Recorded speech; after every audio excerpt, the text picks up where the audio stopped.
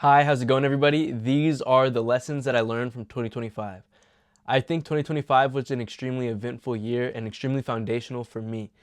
I don't know about y'all guys, but I had a lot of goals and plans this year, and I hit a lot of them. But there were some goals and plans that I didn't hit, and I'm not bummed out at all that I didn't hit those goals. And the reason being is because I feel like this year really gave me the building blocks to hit those goals that I really want to achieve. So I'm not gonna waste any more of y'all's time. Let's get straight into the list. And yeah, I guess starting off with number one, don't put so much importance on everything and just let the world meet you halfway. Now, let me expand a little bit on what I mean by this. Understand that you don't have to put an extreme amount of importance on everything. It doesn't matter if you're in business, if you have an e-commerce brand, you're running an agency, you're trading. Let things be, you know what I mean? Maybe things are supposed to happen for a certain reason. And remember, you're still a kid just learning how to act in this world, right? I know like we grow up and we experience things and we get knowledge and stuff like that, but you're still the same person you were when you were a kid, and you're trying to put so much importance making everything perfect, and I have to be maximum locked in and I can't listen to no music, or I can't hang out with these people at all, is just going to negatively affect you. You know, like let things flow, set your goals, set the type of person you want to become, really define it and walk towards it. If there are bumps or things that happen along the way, like don't give them so much importance. You know,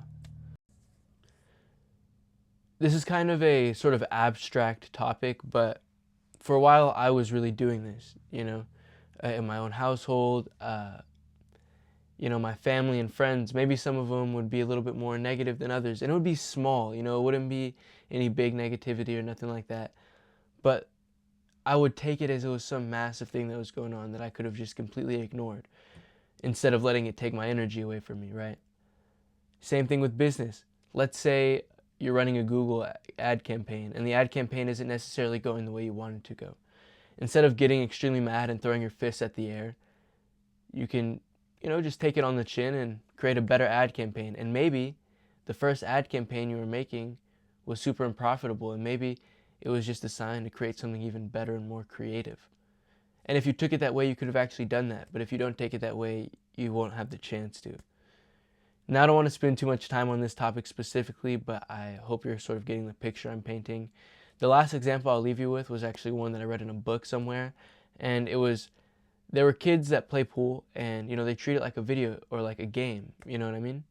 And then there are adults who play the same game of pool, but they're putting a lot more importance on it. They feel cooler, they feel more classy, they add a higher value to it, which isn't necessarily a bad thing, but people do this in the wrong areas in life, and even pool, you could enjoy pool like you were a little kid. You can watch and enjoy movies like you were a kid, but people don't do that. The same colors that you saw, those bright colors that people say dim out as you get older as a kid, are still there.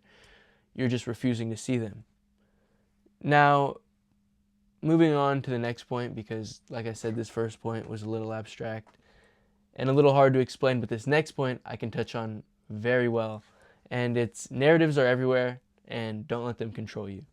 Understand that this world is full of different narratives, whether it's a chocolate company trying to sell you their chocolate, or a guru trying to sell you their course on an agency, or somebody in the trading space who is trying to, sell you something. The point that I'm trying to make is that's everywhere. If you've read the book Propaganda by Edward Bernays, it'll make this a lot more clear.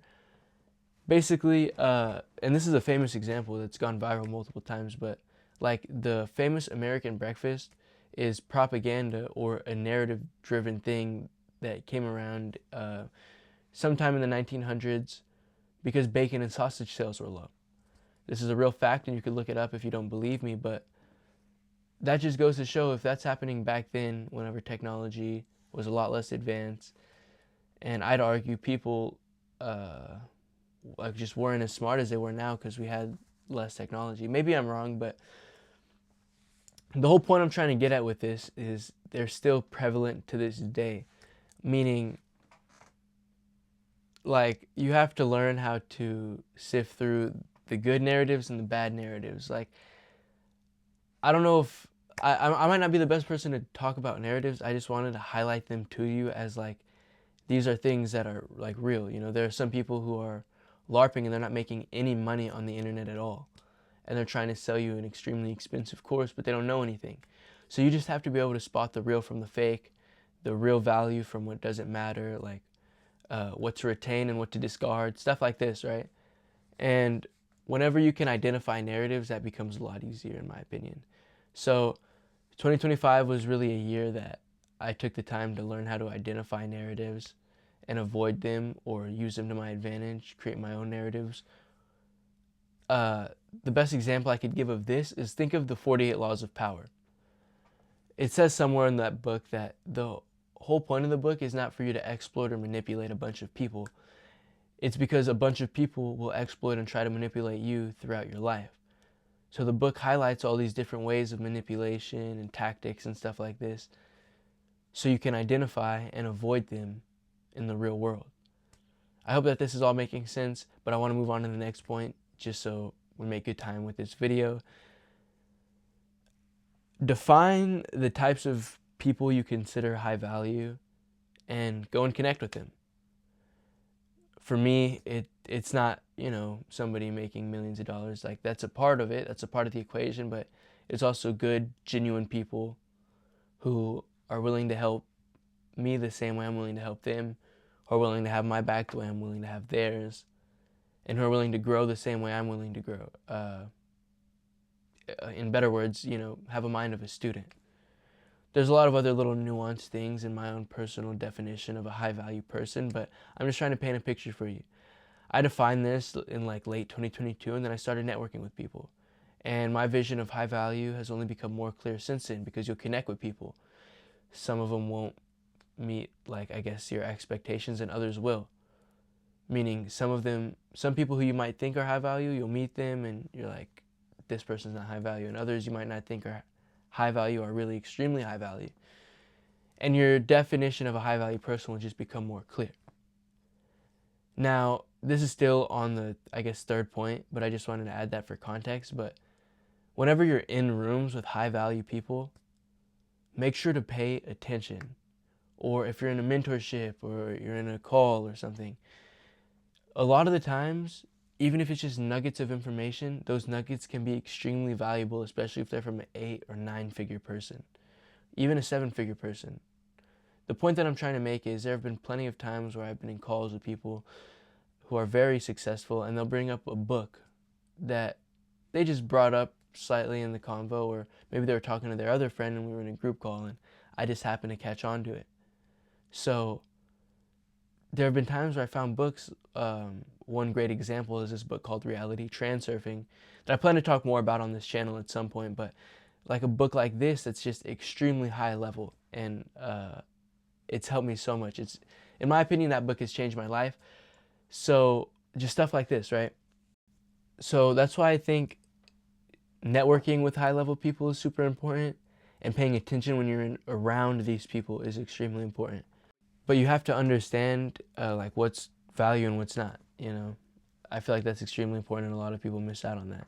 They're consuming everything, and a lot of it's garbage, and 30% of it's good, so it's like you just got to sift through it. Like those gold sifters sift through dirt to get gold.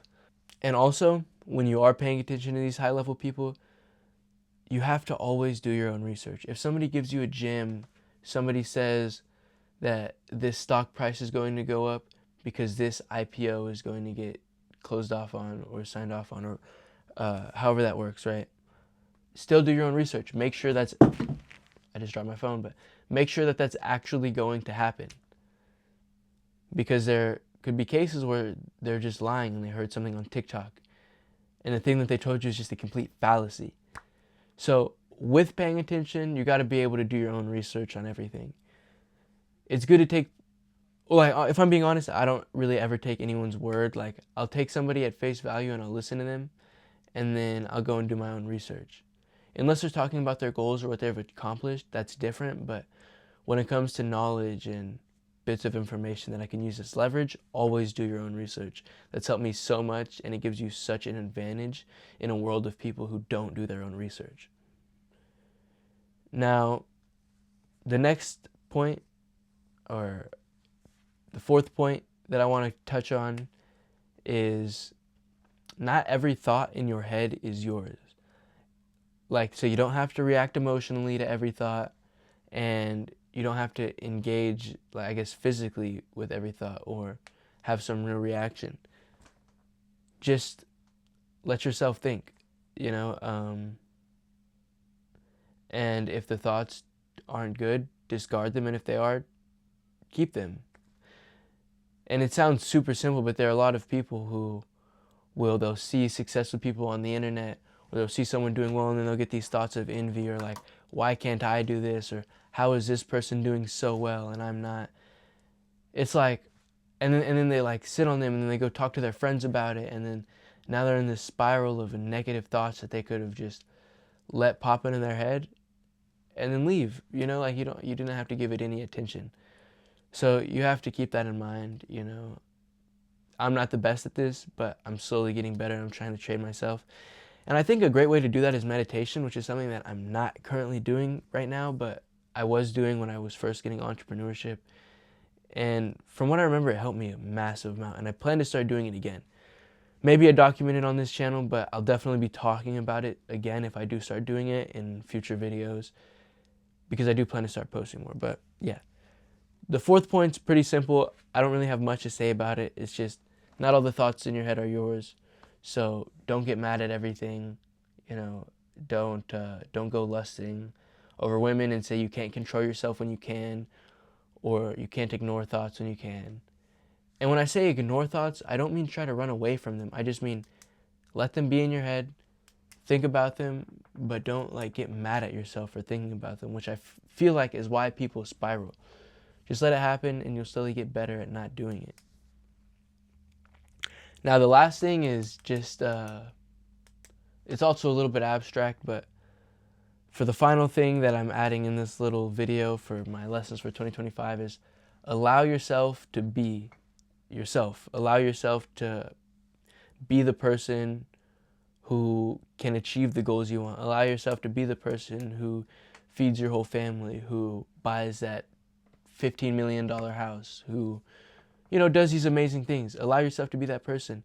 The same way you allow yourself to think and allow the negative and positive thoughts to flow through your head. Allow yourself to post videos on YouTube. You know, my hair is messy right now. Like, when I say allow yourself, I mean stop being so hard on yourself when you post content. Whenever you think to yourself, whenever you talk to people, just allow yourself to be you. You know, and if something's wrong and you have a set of defined goals, it's crazy how the world works. Like, the world will help fix you, you know, like, if you're just you, you know, and you're not trying to be somebody who you're not.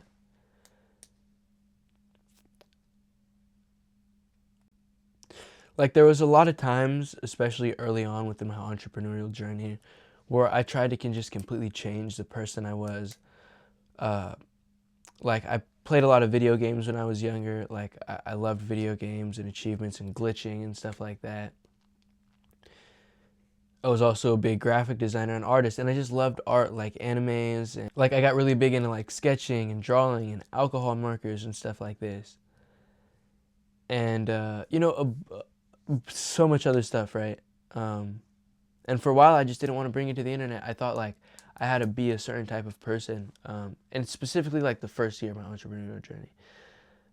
Like, I got rid of everything, and I also smoke weed, and I just tried cutting that completely out, just all of it at one time, just cold turkey, just, you know, I'm changing all my habits at once.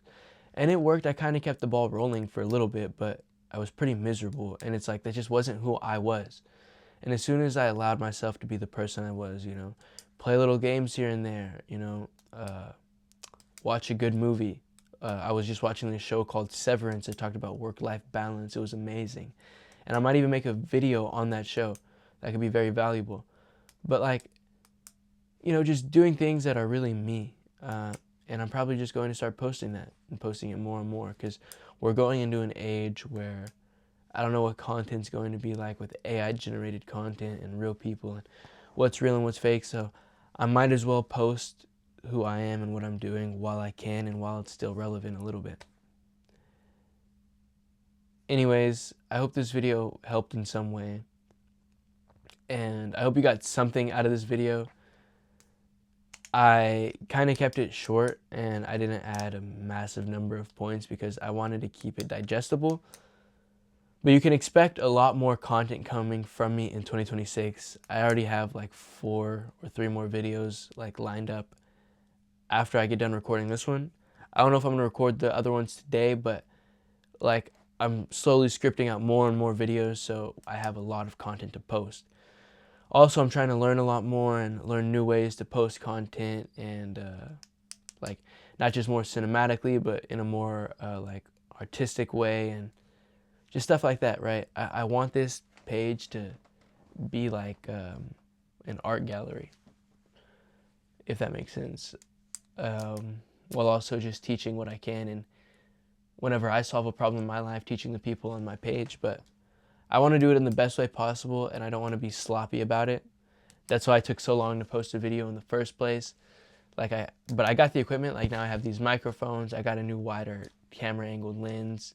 I'll probably still use the other one too, but I got a lot of different things like this. I got this like Elgato capture card. I don't know if y'all be able to see it in the frame, but I got like this Elgato capture card, and a whole bunch of other small things just to really lock in the content creation side of things, because like this is something I wanted to do since a kid, and I just want to do it the right way. A lot of people will see a video or watch a couple tutorial videos saying how to blow up a personal brand and post a bunch of sloppy videos, not trying to ever improve what they're doing or what they're creating. So like that's a big thing about me. Like, of course, some videos might be worse than others. Some videos might be better than others, but I kind of want to keep it to some extent like better quality each video. There's probably not going to be many cuts this video as far as like fancy stuff done, but like it's something I want to start doing, you know, maybe like little scenes or like clips that I create with, you know, my camera and stuff that just paint the pictures of the things that I'm trying to convey better, right? Anyways, I hope y'all enjoyed this video, and if you did enjoy this video, please make sure to click that subscribe button and like and comment if you can. It's really going to help my channel and anybody's channel. Like, just, you know, the support is always great, and if y'all don't help me blow up, I just won't ever become anything. So like, you know, I'm trying to post good videos, so if you think this is valuable in some way, please drop a like. But yeah, I hope everyone enjoyed this video, and you can expect more content from me throughout 2026, and I'll catch everybody later. Make sure to enjoy the rest of your day, night, or evening. I think evening and night are kind of the same thing, but yeah, take care, everyone.